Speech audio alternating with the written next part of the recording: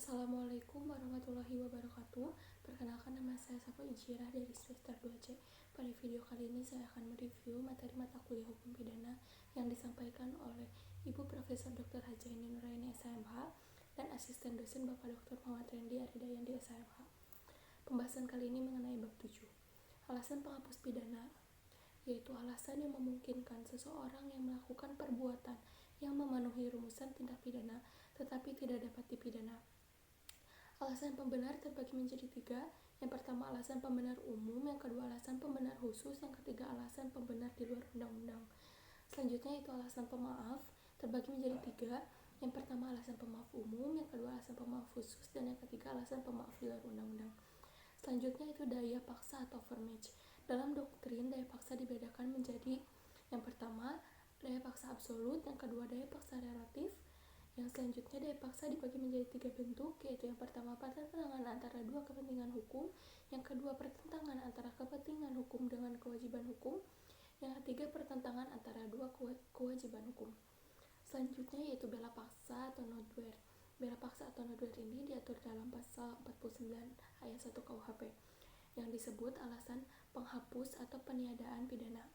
Syarat-syaratnya, yang pertama perbuatan harus terpaksa dilakukan untuk pembelaan yang sangat perlu karena tidak ada jalan lain. Yang kedua, perbuatan tersebut dilakukan karena ada serangan yang sekonyong-konyong atau mendadak dan seketika itu juga. Yang ketiga, pembelaan itu hanya dapat dilakukan untuk kepentingan hukum yang ditentukan secara limitatif. Selanjutnya itu bela paksa yang melampaui batas atau nodwear excess.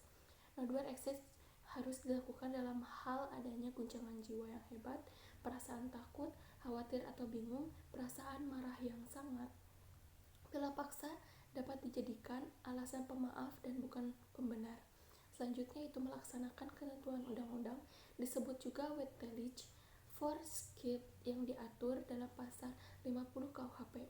Melaksanakan perintah jabatan disebut juga Amtelijk Bevel yang dibedakan dalam yang pertama melaksanakan perintah jabatan yang sah, yang kedua melaksanakan perintah jabatan yang tidak sah.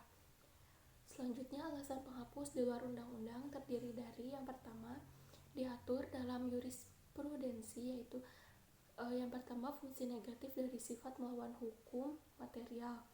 Contohnya arest dokter hewan. Yang kedua tidak ada kesalahan sama sekali atau taksi. Selanjutnya dengan menggunakan alasan pembenar, yaitu yang pertama hukum disiplin, yang kedua persetujuan izin dari orang yang dirugikan, yang ketiga dengan menggunakan alasan pemaaf.